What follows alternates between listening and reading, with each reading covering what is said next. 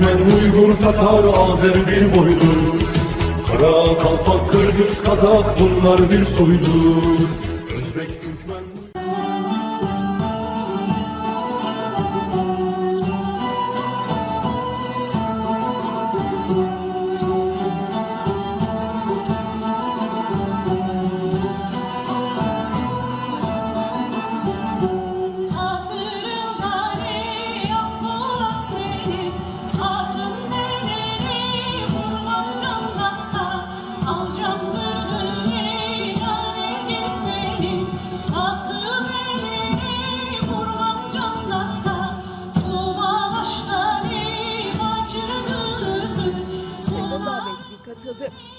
Şimdi Kurmanjan Datka ana hem Kırгыз kadını. В городе Анкара, Турция, состоялось мероприятие «Первая леди генерал Азии», посвященное памяти Курманджан Датки. Об этом сообщает старший советник президента Турции Ялчин Топчу. По его словам, мероприятие организовало посольство Кыргызстана в Турции. Также старший советник президента Турции Ялчин Топчу отметил, что Курманджан Датка является героиней для всего тюркского народа и будет примером для всей женской половины мира. О личностных качествах Курманджан Датки сохранилось очень мало сведений. Известно, что она была в меру аскетична, не увлекалась шумной городской жизнью, и зиму, и лето она проводила в войлочной юрте, кочуя по склонам Алайского хребта.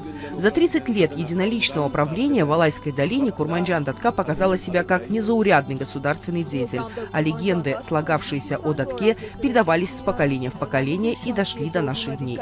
В мероприятии приняли участие представители иностранных посольств, ряд министерств, кыргызские и турецкие иностранные студенты, а также кыргызская диаспора.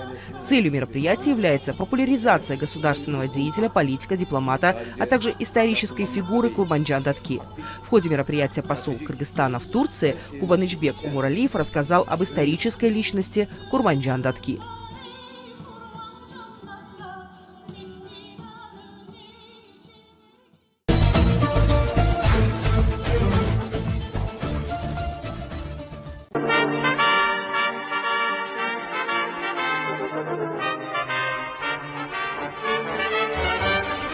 Авторитаризм, несправедливость, потеря независимости, уничтожение веры и нравственных ценностей переполнили чашу терпения иранского народа.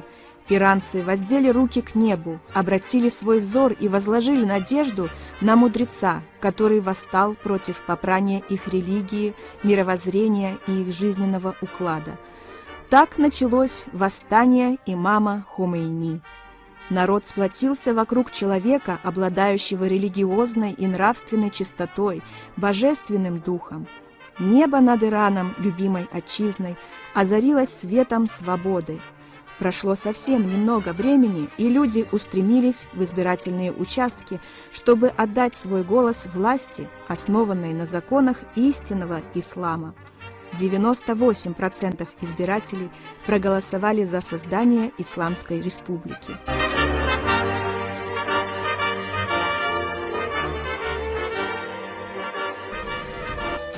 В Иране началась церемония празднования победы в революции, носящая название Дахия-Фаджр. Дахия-Фаджр переводится как «Рассвет новой эры», десятидневное празднование по случаю возвращения аятоллы Хаменеи в Иран в 1979 году. Ежегодные празднования длятся с 1 по 11 февраля. Первый день празднования соответствует дню прибытия аятоллы Хаменеи в Иран, а последний – дню победы Исламской революции. Дахия-Фаджр ознаменовывает годовщину памятных дней, связанных с Исламской революцией.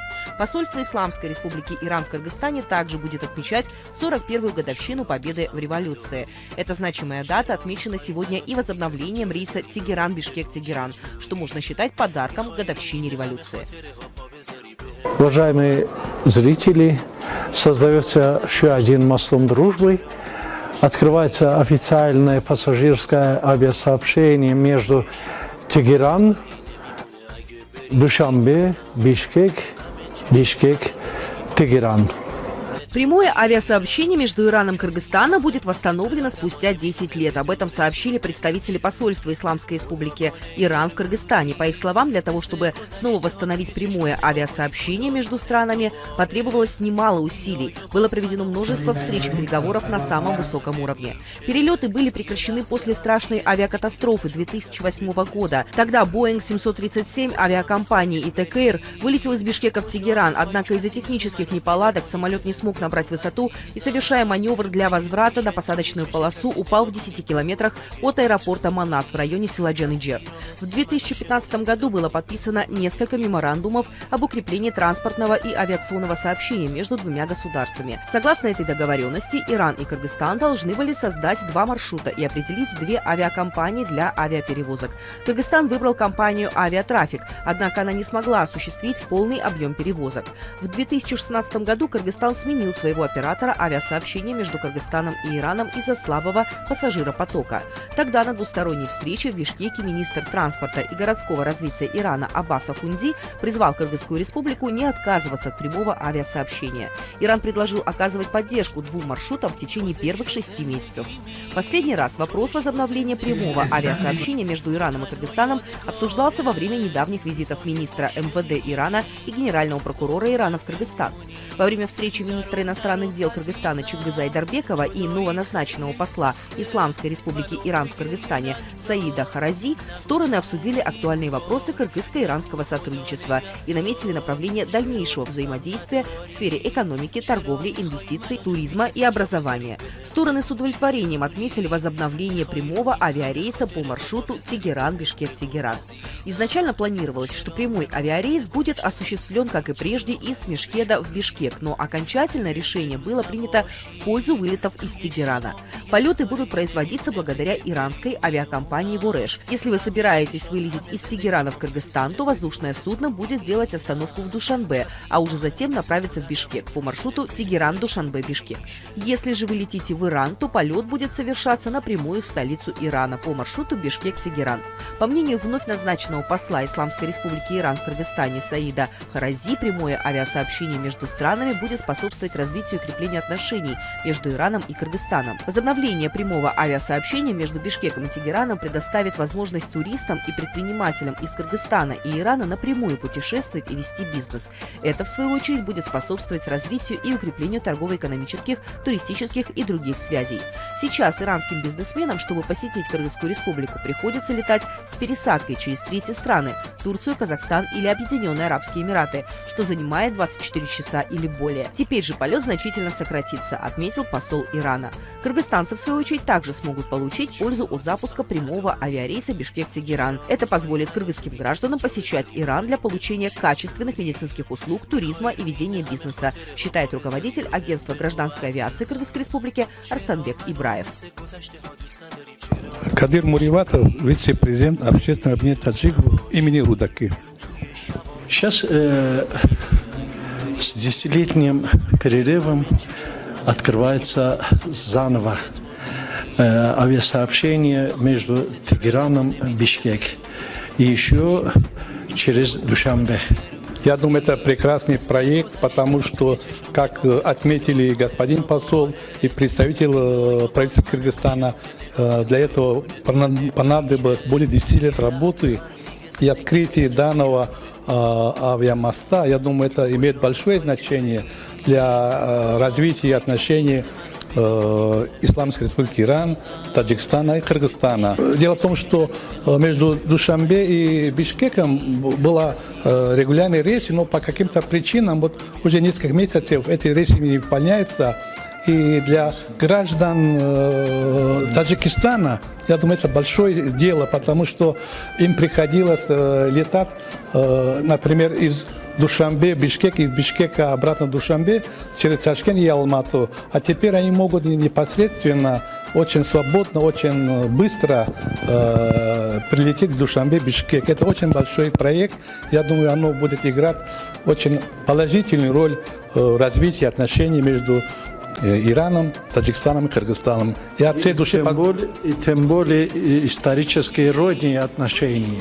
Да, это исторический родине. Я от имени Ассоциации таджиков Кыргызстана и Рудаки поздравляю всех участников этого проекта с этим великолепным выполнением проекта. Я думаю, оно будет долговечным, оно будет долго выполняться. Я надеюсь. Спасибо.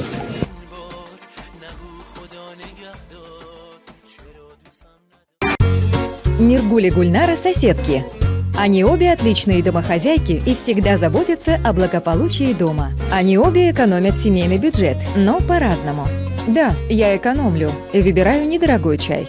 Я тоже знаю, как экономить, поэтому выбираю правильный чай. У каждой из них сегодня вечером будут гости. Но вернувшись, Миргуль обнаружила в своей пачке чая приличный недовес. А Гульнара уже уверенно ставит чайник. Миргуль бежит к своей соседке Гульнаре за чаем. И Гульнара с удовольствием делится чемпион Кения Сансет. Видишь, пачки почти одинаковые, а у тебя чая не хватает. Всегда выбирай точный чай. Ведь чай чемпион Кения Сансет – это не просто хороший чай, а всегда правильный и точный вес в каждой пачке. Отличный вкус и превосходный аромат. Чемпион Кения Сансет всегда точный чай.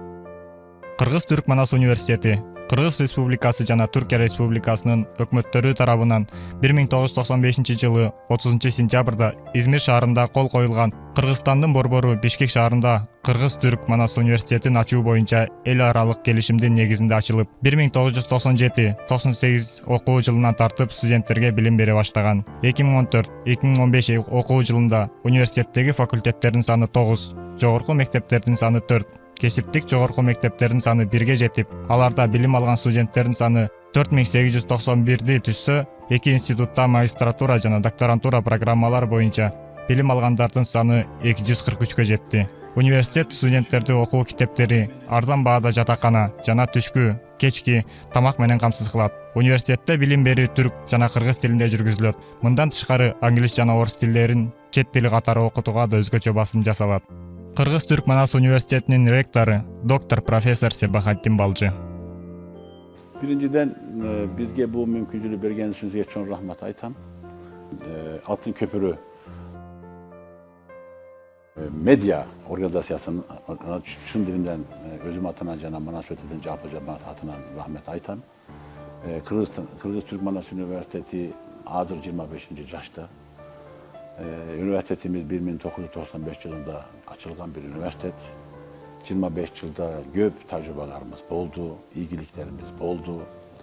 Xudaga şükür üniversitetimiz her bir yılda, her bir canlı yılda canlı yetişkenliklere jetti. Sentyabrında üniversitetimize gelgen iki bordoş memleketin prezidenti Hurmatlı Recep Tayyip Erdoğan menen Hurmatlı Toğrunbay Ceyhanbekov Mırza üniversitetimizi ziyaret kılganda üniversitetimiz boyunca жақсы sözler ayttılar. Her ikisi dahi üniversitetimizin abdan zaman bab bir üniversitet katarı, örnek bir üniversitet katarı, ilgiliklere ayva yetişken bir üniversitet boluşu yönünde sözler ayttılar. Bu bizi öte kuvandırdı. Sözsüz bizim maksatımız birinciden Kırgızistan'ın her bir cahtan ösüsü, önügüsü için cardan beriyor. Birinciden caş, muğunu, tarbiyalap, elden hizmetine veriyor. Andan gelin bütün küçüklerden koldan gelgen bütün küçükler menen elge hizmet veriyor. Memleketlik mekemeler menen tığız baylamışta bolu. Elbette Türkiye'nin tecrübesini Kırgızistan'da, Kırgız elinin caroklu geleceği için hizmete veriyor. Sözsüz bu yolda жақсы işler jasalgan bir metot katarı biz hazır. Çoğun ilgiliklere jettik desek canı baybız. Elbette Türkiye'nin Kırgızistan'la her bir caktan baylanışına çoğun cardan böyle yönünde dağı bizden üniversitet katarı elbette ilgiliklerimiz var, жақсы salımlarımız var. Bugün Kırgız-Türk dostluğu eğer ki desek en jogorku dengede desek bunun elbette Manas Üniversiteti'nin cardanındağı aytış gerek. Sözsüz Manas Üniversitetimiz hazır Kırgızistan'da Jogorku okuyucular içinde en ilgilik tüm okuyuculardan biri olup gitti. Üniversitemizin hazırki kampüsü deken bu Bolboraziya'da desek bunlardan kança kampüs var desek ben oyunca bir iki kampüsçeye bağlayacağım. Bu yerde üniversitenin teritoriyasındaki Kırgızistan hükümeti, Kırgız memleketi derken onlara çok Hatay'da 84 hektara aşık bir teritoriyalı biz verip bu kampüs olsun dedik. Çok Hatay'dayız. Bu kampüsün borcu yönünde, üniversitenin işlerinin en yaşlıcakta işleyiş yönünde Türkiye Respublikası'nın çok bir canlanım olduğu desek hazır 400 milyon aşık, 400 milyon dolar aşık üniversitemize Türkiye Cumhuriyeti, Türkiye Respublikası, Türk Memleketi, Türk Devleti bizde bütçe verdi. Bunlar menen birleştirilende bir kampüs oldu. Bu kampüs Bolboraziya'nın en yaşlı kampüsü oldu.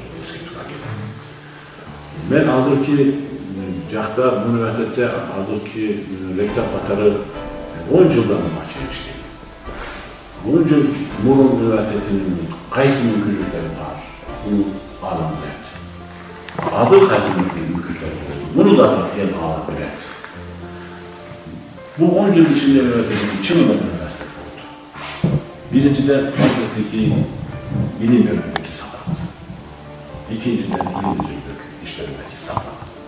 Üçüncüden üniversitenin imanatları bölünce kuruluşlar meselesinde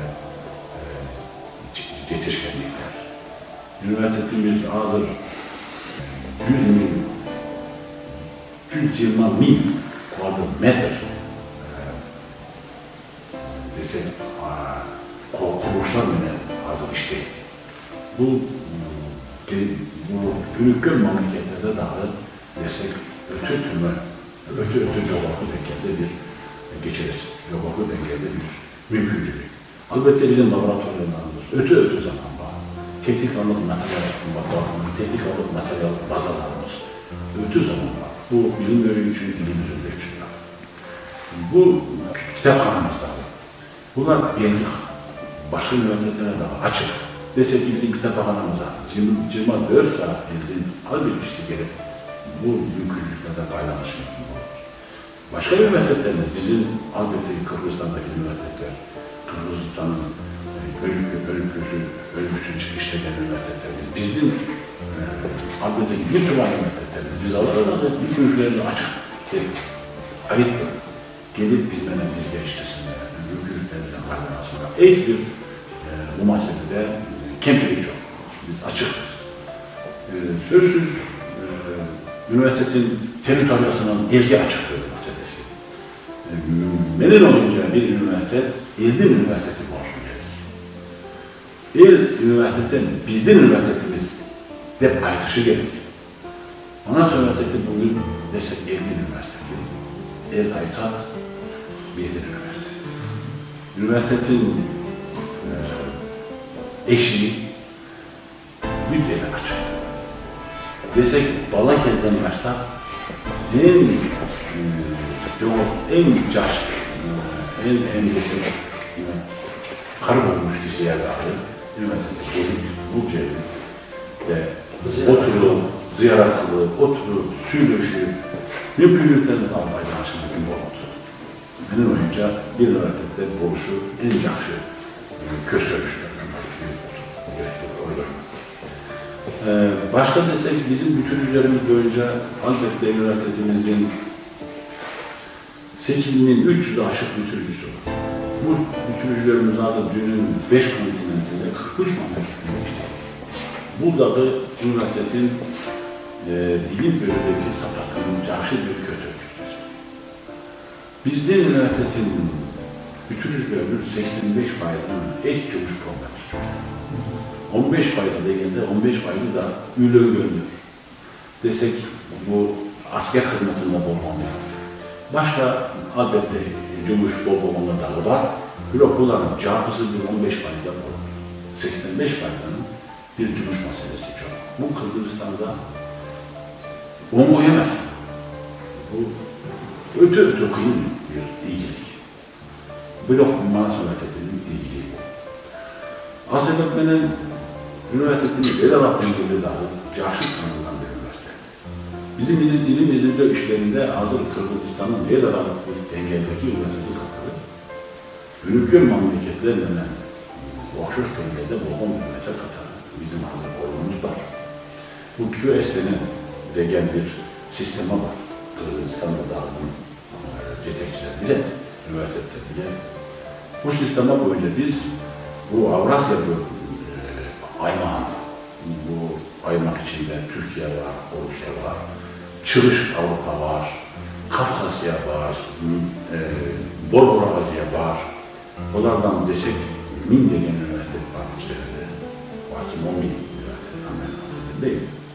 Bu üniversiteler içerisinde birinci tilmede orun alan 350 üniversite var. Birinci tilmenin içinde biz bu cere talep kıldık ve hazır 190. orunu biz aldık.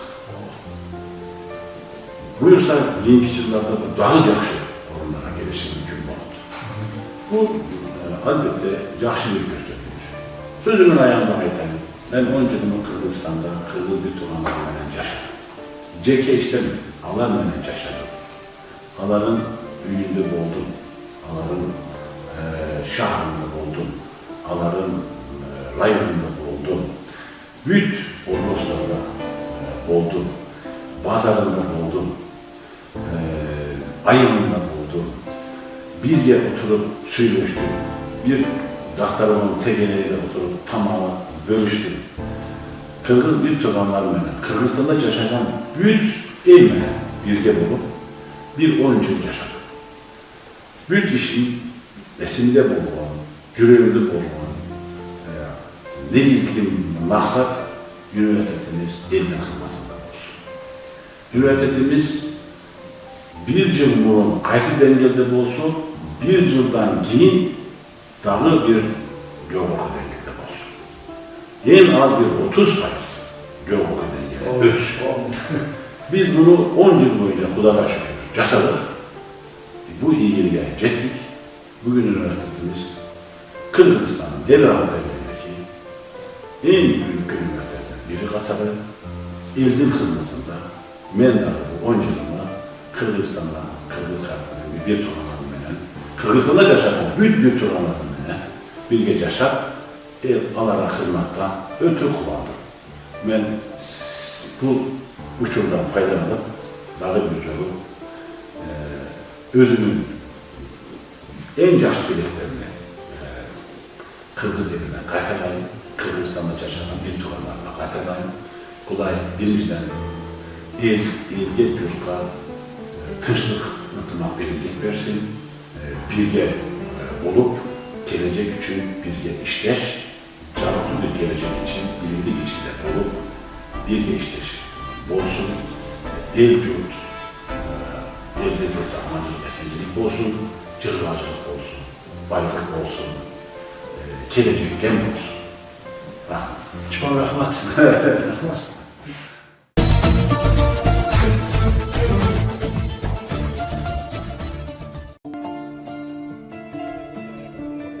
Здесь нет ничего, чтобы не воздействовало на систему организма. По нашему парку.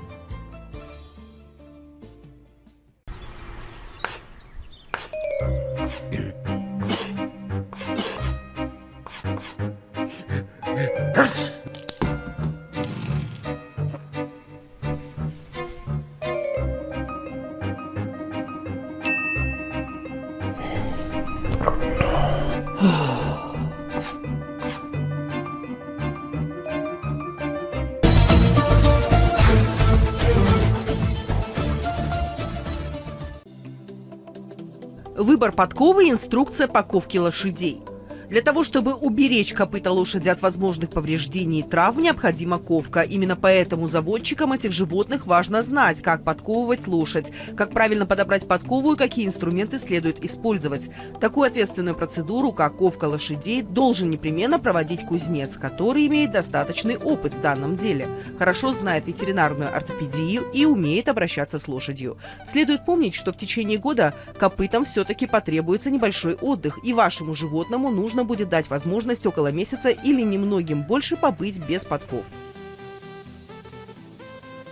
Ковка лошадей также имеет цели, связанные с ортопедией, а именно позволяет уменьшить вред от травм, если лошадь все-таки не смогла их избежать, помогает сделать минимальным воздействие на организм других неприятностей, а также устранить дефекты, которые появились в копыте. Таким образом, ковка лошадей является достаточно ответственным мероприятием, для проведения которого хозяину необходимо приглашать специалиста.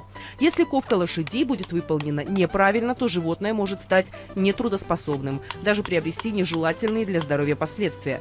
Ковка лошадей как метод предохранения конечностей от нежелательных механических повреждений является не только обязанностью кузнецов-профессионалов, но также и зооинженеров, руководителей конных заводов, а также всех, кто работает на колхозных конофермах и ипподромах. Ковка лошадей помогает обеспечить надежную защиту копытам рабочих, спортивных, верховых и рысистых коней. Кузнец снимает старую подкову, предварительно фиксируя копыта коня. Щипцы помогают удалить гвозди, а затем и саму старую подкову. Затем кусачками нужно убрать нарост рогового слоя на конечности. Зачем нужен копытный нож? Им удаляются роговая оболочка подошвы, а также мозоли. Стенку копыта специалист подравнивает секачом, а все оставшиеся неровности дорабатывает рашпилем. Подковка копыт лошади. Раскаленную набойку прикладывают вплотную и делают примерку, после чего лишние части счищают. Важно правильно подобрать подкову, чтобы потом не иметь проблем ни самому животному, ни его владельцу. Хорошие экземпляры должны быть изготовлены из высококачественной прочной стали. Кузнец должен при проведении ковки лошадей хорошо подогнать подковы к копытам. Для выполнения процедуры ковки лошадей необходимо иметь такие инструменты, как ковочный молоток, клещи, секач, обсечка, рашпиль с насечками, шиповой ключ, лапу, специальные гвозди, которые еще называют ухналями, и сами подковы. Многих владельцев, конечно, волнует важный вопрос, как подковать лошадь. В первую очередь, такая процедура предполагает грамотную обработку копыт, чтобы впоследствии животному не было больно.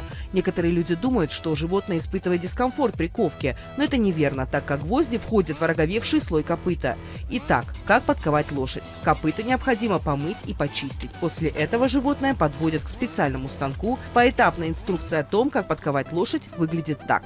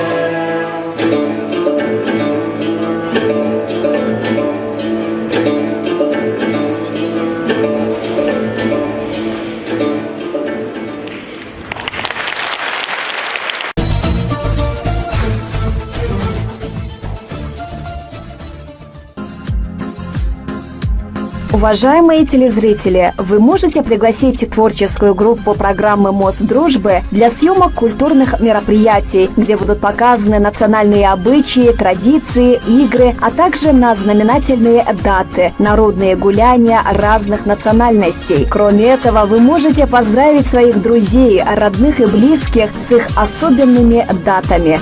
Принимают вас приветы и поздравления. Мы хотим создать для вас условия, чтобы вы могли передать друг другу приятные пожелания, выразить уважение и любовь своим родственникам, друзьям и сослуживцам. Таким образом, наводить настоящие мосты дружбы между людьми. Ведь в наши дни мы особо нуждаемся во внимании человека, который живет и трудится рядом с вами. Эти святые чувства дают стимул, помогают жить, творить и радоваться жизни. Ждем вас в рубрике «Приветы и поздравления». Обращайтесь по телефону 0551 66 52 52.